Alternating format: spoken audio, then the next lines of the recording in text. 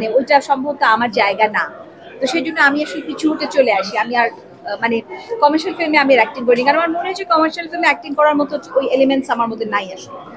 তো আমার না সবসময় নিজের কণ্ঠস্বর নিয়ে অত কনফিডেন্স ছিল না আসলে। তো আমি মানে হোসেন ভাইয়ের উৎসাহী মূলত আসলে শাবনাজের একটা ডাবিং করলাম, এবং সামহাও ওর চেহারা আর আমার গলা খুব মিলে গেল। এবং তারপরে দেখা গেল যে একটা লম্বা সময় কতটা ছবিতে আমি ডাবিং করছি শাবনাজ আমি ঠিক বলতে পারবো না। বা কলকাতা থেকে যখন ইন্দ্রাণী হালদার বাড়িতে পর্ণারা কাজ করতে আসতেন, ওদেরটা করে দিতাম। তারপর পপির শুরুর দিকের ছবিতে ডাবিং করেছি। এবং একটা খুব মজার ঘটনা আছে, সেটা হচ্ছে যে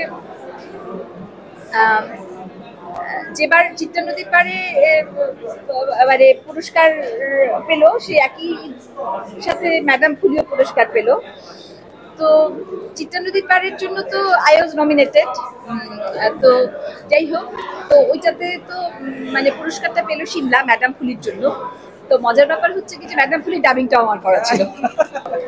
আপু একটা বিষয় হচ্ছে সিনেমায় তো আপনি অনেকগুলো ডাবিং করেছেন। আমি একটু শুরুর গল্পটা জানতে চাই, কবে কোন সিনেমা ছিল? আচ্ছা, আমি একটা কমার্শিয়াল ফিল্মে অভিনয় করেছিলাম। সেটার নাম ছিল দিল। আজিজুর রহমান খুব বিখ্যাত চলচ্চিত্র পরিচালক, সবাই জানেন। ওনার ছুটির ঘন্টা, অশিক্ষিত, এগুলো ওনার খুবই ল্যান্ডমার্ক ফিল্ম, মাইলস্টোন। তো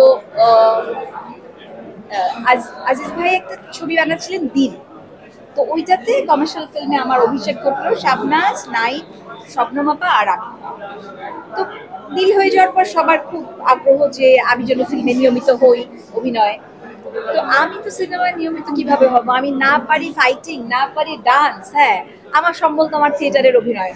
তো আমি অনেক কি মানে অস্বস্তিতে ছিলাম, আমার মনে হচ্ছিল আমি আসলে পারবো না, মানে ওইটা সম্ভবত আমার জায়গা না। তো সেই জন্য আমি আসলে পিছু হটে চলে আসি। আমি আর মানে কমার্শিয়াল ফিল্মে আমি অ্যাক্টিং করি, কারণ আমার মনে হয়েছে কমার্শিয়াল ফিল্মে অ্যাক্টিং করার মতো ওই এলিমেন্টস আমার মধ্যে নাই আসলে। তখন এটা একটা মজার ঘটনা, মোহাম্মদ হোসেন সনি সিনেমা হলটা যাওয়ার ছিল। তো মোহাম্মদ হোসেন উনি তো প্রযোজক, পরিবেশক সবকিছু ছিলেন, ডিরেক্টরও ছিলেন।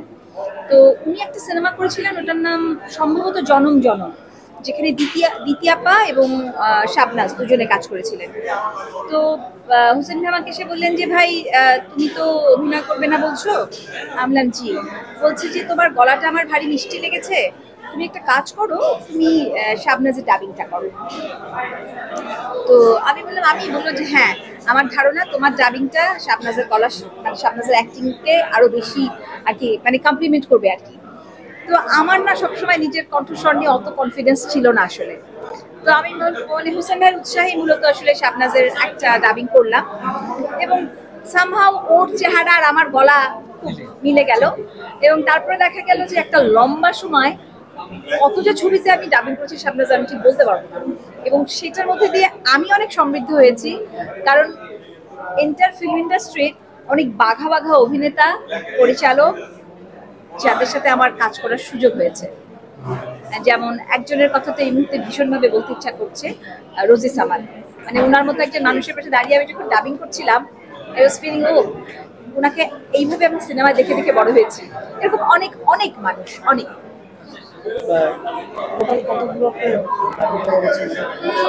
গুনে তো রাখিনি, তবে মানে মোর দ্যান 25-30 তো হবে অল টুগেদার। ইনফ্যাক্ট শুধু যে শাবনাজের ডাবিং করছি তা না, মূলত শাবনাজের ডাবিং করেছি, কিন্তু তখন যেটা হতো যে শহীদুল ইসলাম খোকন উনি যে নতুন সব মানে নায়িকাদেরকে নিয়ে কাজ করতেন, ওদের ডাবিংগুলো করে দিতাম।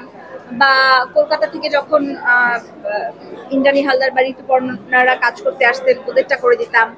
তারপর পপির শুরুর দিকের ছবিতে ডাবিং করেছি।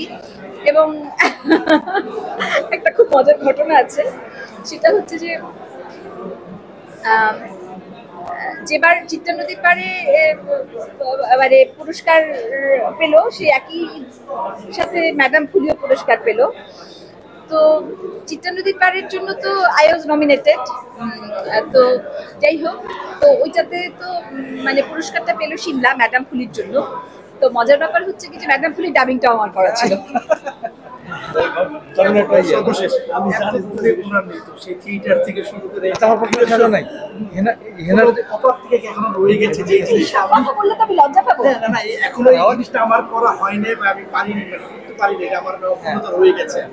ঠিক আছে, সেই থিয়েটার থেকে ডিরেকশন থাকে না যে মাধ্যমে কিছু করেছে। না, অপূর্ণতা আছে আছে। আমি আসলে খুব চেয়েছিলাম যে মানে কেউ আমাকে শেক্সপিয়ারের ক্যারেক্টারে কাজ করুক থিয়েটারে, আর চেয়েছিলাম যে কেউ আমাকে রবীন্দ্রনাথের কোনো ক্যারেক্টারে কাজ করুক ফিল্মে। তো দুটো অপূর্ণতাই আছে।